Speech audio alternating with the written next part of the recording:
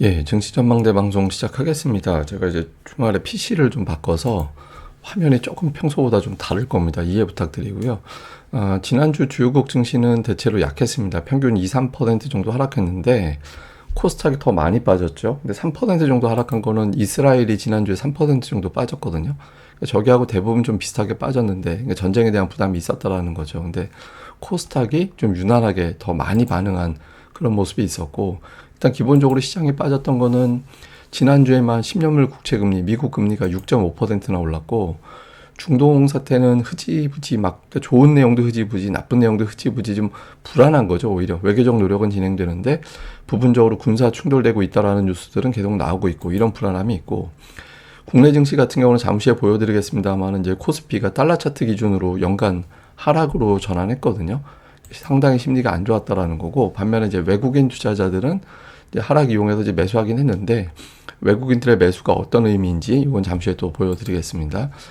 종목들별로 낙폭을 보면 지난주에 미국에서는 입고 먹는 것만 정도 올라갔죠. 그다음에 전쟁하는 거 이런 것도 일부 올라갔고, 그 외에는 다 많이 빠졌고, 특히 엔비디아하고 테슬라 같이 시가총액 최상단에 있는 종목군들의 낙폭이 상당히 커지면서 지수를 좀 끌어내리는 그런 역할을 했습니다. 우리 증시는 삼성전자 하이닉스가 그나마 이제 플러스 난 거 정도, 다음에 중동 수주 기대감에 건설주들이 일부 올라간 거를 제외하고는 빠졌는데, 뭐 카카오는 이슈가 좀 있었죠. 그다음에 이제 2차 전지주로 분류가 되는 대형주들이 좀 지난주에 낙폭이 컸고요.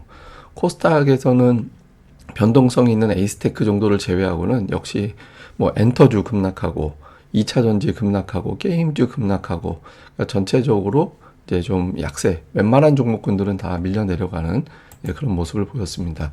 시장이 이렇게 이제 빠지는 건 이제 지표에서도 좀 설명이 되는데, 미국 국채금리가 지난주에 5% 터치했잖아요. 그러니까 주말에 조금 밀리긴 했지만 어쨌든 금리가 주간으로 6%나 올라갔다라는 거에 대한 부담이 좀 있고요. 그 다음에 이제 국제유가는 그나마 좀 다행이긴 한데, 재료 대비 이제 아직 세게 올라가고 있지는 않은데, 어쨌든 이러다 갑자기 튀면서 연중 최고치를 이제 돌파하면 금리가 여기서 5% 정도가 아니라 뭐 5.2, 5.3 이렇게 넘어갈 수 있다. 이런 부담이 좀 있고요. 그 다음에 이제 반면에 절대 안전자산, 금 가격이 계속 올라가고 있는데, 이게 최근에 한 10년 이상 동안 그 2,000달러 초반 중반 그 정도 이상을 돌파하지는 못했었거든요. 근데 이게 지금 얼추 다 2,000 근처까지 왔잖아요. 그래서 이제 금으로 자금이 몰린다라는 거는 현금 이외에는 답이 없다, 뭐 이런 쪽으로 해석하는 거기 때문에 위험 자산에는 상당히 안 좋은 신호가 될 수 있거든요. 그래서 이번 주 이제 금값이 내려가는지 좀 주춤하는지 이것도 중요한 어떤 관전 포인트가 될 것 같습니다. 그 다음에 이제 또 하나 불안 요인을 자극한 건, 금리가 계속 올라가다가 금리를 떨어뜨리는 요인은 결과적으로는 안 좋은 이벤트가 터졌을 때 꺾였다. 뭐 코로나가 터지든 서프라임이 터지든 IT 버블이 터지든 이제 그런 것들이 터지고 나서야 금리가 꺾였는데, 지금이 그런 시기 아닐까?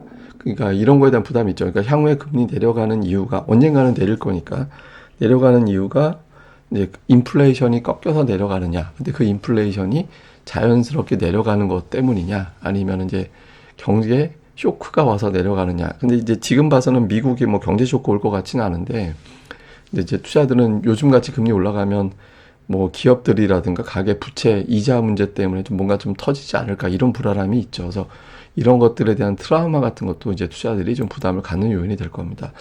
그 다음에 이제 우리나라 쪽으로 넘어와서 보면, 우리나라는 지난주에 좀 화제가 됐던 게 갑작스럽게 반대 매매가 8천억 이틀 동안 이례적으로 많이 늘어난 거거든요. 그래서 이게 좀 뭔가 보면 이제 영풍 재지 관련해서 이제 미수금이 5천억 정도 발생이 됐다. 근데 이제 요거뿐만 아니라, 근데 이거는 이제 두 가지 측면이 있는 것 같아요. 그러니까 영풍 재지 연결된 매도 물량도 있었을 거고, 추가적으로 또 뭐냐면, 이게 이제 미수금이 걸리게 되면 영풍재지가 점하러 가게 될 경우에는 영풍재지를 처분하는 게 아니라 그 계좌 주인의 다른 종목을 던지게 되는 거잖아요. 그래서 이게 이제 연쇄적으로 이제 그 계좌 주인들이 가지고 있는 다른 종목까지 터지게 되면서 이제 연쇄적으로 좀 급락할, 코스닥에 별다른 악재 없는 종목들이 갑자기 확 이제 호가상 확 떨어지는 종목들이 등장한다든가, 그러니까 이럴 위험이 좀 있죠. 근데 보통 이런 게 나올 때 이제 누군가 받아줘야 되는데, 보시다시피 예탁금은 상당히 많이 위축이 되어 있는 상태라서, 그러니까 빠질 때 그냥 주가가 폭락할 때 몇몇 종목군들은 그냥 방치될 수밖에 없는, 그리고 그 종목이 빠지고 그러면 그 종목 가지고 있는 또 다른 투자자들이 거기서 또 반대 매도가 나가고, 이런 수급적인 어떤 악순환, 이런 것들이 만들어진 게 하나가 있고요. 그다음에 또 하나는 이제 대형주들이 지금 맥을 못 추고 있죠. 그러니까 에코프로나 에코프로비엠이 반토막이 넘게 났어요. 그러니까 이게 이제 60만 원 얼추 갔던 에코프로비엠이 지금 23만 원대 돼 있잖아요. 이게 지금 이렇게 빠진 건 저번에도 말씀드렸지만 공매도가 너무 위력적입니다. 그러니까 테슬라가 빠지고 2차전지 실적 나쁘고, 근데 이제 여기 수급에서는 공매도 비중이 지난번 주가가 막 올라갈 때도, 주가 올라갈 때 잠깐 주춤 하나 했더니 다시 27%, 전체 거래 27%가 공매도가 돼버리는, 그러니까 이런 형태가 되고 있죠. 그래서 대형주들이 좀 힘을 못 쓰는 형태가 코스닥에 이제 작용이 됐고, 또 유한양이 지난주에 갑자기 확 급락을 했잖아요. 네, 이제 임상 결과 생각했던 것보다 효과가 생각했던 것보다는 좀 약한 것 같은데, 뭐 이런 어떤 게 나오면서 유한양이 급락을 하고, 그렇게 되면서 코스닥 시가총액 상위 다른 뭐 제약, 헬스케어, 바이오 이런 것들도 끌어내리면서 내려가고, 그러니까 대형주들이 마치 지뢰밭 같이 터지니까 투자자들이 여기에 대한 어떤 압박, 이런 것들도 좀 일부는 영향을 준 것 같습니다. 근데 이제 수급 동향에선 좀 변화가 생겼는데, 외국인들이 5주 연속 매도하다가 이제 순매수로 들어왔습니다. 그러니까 이제 그 5월 정도 들어왔던 규모의 어떤 매수, 그때 이제 뭐 하여튼 6천억대 정도 매수가 들어왔는데, 다만 이제 매수 들어온 게 보면 삼성전자가 7천억이에요. 예, 보시면 전체 매수가 6,300억 정도 되는데 삼성전자만 거의 7천억 샀잖아요. 삼성전자를 매수한 거다, 이렇게 이제 보면 되는 거고. 근데 매도 쪽은 좀 특이합니다. 예, 매도 종목 상위 보세요. 이게 코스피 코스닥 막 나온 건데 2차전지 부류로 올라갔던 종목군들이 쫙 상단에 들어가 있어요. 그래서 2차전지 쪽을 비중을 대거 정리를 하고, 그 다음에 이제 뭐 그걸로 그대로 이제 삼성전자 샀다라는 건 아니지만, 어쨌든 삼성전자, 하이닉스, 삼성전기, 이런 류의 어떤 기업들을 좀 매수하고 일부 제약바이오 종목군들을 좀 담은 거 정도, 예, 요런 특징이 있었습니다. 근데 이제 제가 여러 번 말씀드리지만, 외국인들이 완전히 컴백을 했을 때 수급이 어떻게 나오냐면, 전체 매수 절반을 삼성전자로 채우고 나머지 절반을 다른 종목을 고르게 매수할 때, 이럴 때 들어오거든요. 근데 지금 거의 뭐 100%가 넘는 수준이라서 외국인들이 아직까지 완전히 컴백한 건지는 조금 더 지켜봐야 된다, 이렇게 봐야 되겠습니다. 근데 좀 잘 보면 우리나라는 좀 매도가 줄고 있었거든요. 지난주에 이제 약간 대만이 매수로 바뀌었었죠. 그래서 이게 이제 어떤 의미를 갖는 건지는 좀 볼 필요가 있죠. 그러니까 삼성전자부터 사들이고 가는 건지, 아니면 이제 우연히 삼성전자를 다른 목적으로 잠깐 사들인 건지, 이거는 좀 봐야 되는데, 우리나라에 대한 매도가 조금 약해지고 있는 거는 이제 좀 주목해 볼 만한 변화인 것 같습니다. 뭐 미국에서 어떤, 이거는 이제 제가 나중에 지난주 거고, 이제 좀 나쁜 얘기만 많이 해서 뭐 다른 얘기들도 좀 해보면, 미국이 전통적으로 4분기에는 좀 상대적으로 강한 그런 경향이 있거든요. 4분기에는 이제 올라갈 확률도 높고, 그래서 좀 턱없이 빠지지만은 않을 것 같다, 그러니까 이런 분석들도 있습니다. 그래서 미국이 4분기에는 조금 좋아지니까 10월 초중반까지만 고전하면 좋아지게 되고, 그러면 이제 다른 나라들까지 그 분위기가 번지지 않을까, 그러니까 이런 기대감도 있고요. 또 하나는 이제 미국의 금리가 너무 올랐다. 제가 이제 미국 10년물 금리를 다른 나라하고 좀 비교해 봤거든요. 그리스가 4.3이에요. 예, 그리스가 4.3인데 이거보다 높죠. 우리나라가 지금 4.3이거든요. 그러니까 뭐 태국이 3.3입니다. 10년물 국채금리가. 그러니까 물론 이제 뭐 나이지리아나 뭐 저기 남미 국가 좀 이상한 나라들은 뭐 10몇 % 막 이렇게 나오기도 하는데, 뭐 그런 나라하고 좀 비교하기는 그렇고, 그러니까 주요 대륙별로 한 나라씩 꼽아가지고 봤더니 미국이 좀 너무 튀게 올라간 측면이 있는 거예요. 그래서 미국이 계속 국채금리가 저렇게 높게 유지할 수 있을까? 이런 것들에 대한 의구심이 있죠. 물론 이제 어디까지 올라갈지를 모르니까 이제 거기에 대한 공포감이 있지만, 근데 이제 하나 조금 주목해 볼 만한 건 이제 미국의 재무부 장고, 이게 뭐냐면 이제 미국 재무부의 통장 잔고 얘기하는 겁니다. 쉽게 얘기해서. 근데 이게 보시면 이제 부채 한도 협상되기 직전에 230억 달러인가 뭐 그 정도까지 완전히 바닥이 났었어요.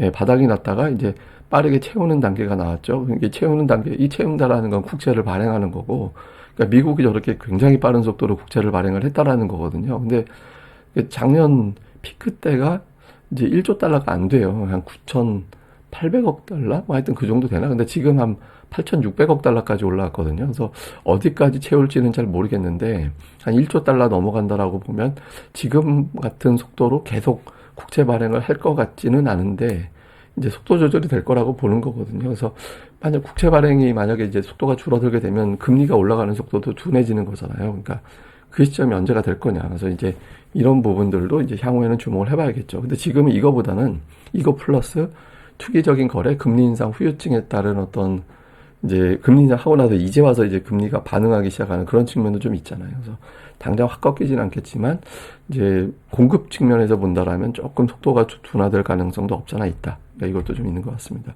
그다음에 이제 마지막으로는 이게 뭐냐면 코스피 우리가 이제 몰고 있는 차트입니다. 연봉으로 보면 아직은 플러스거든요.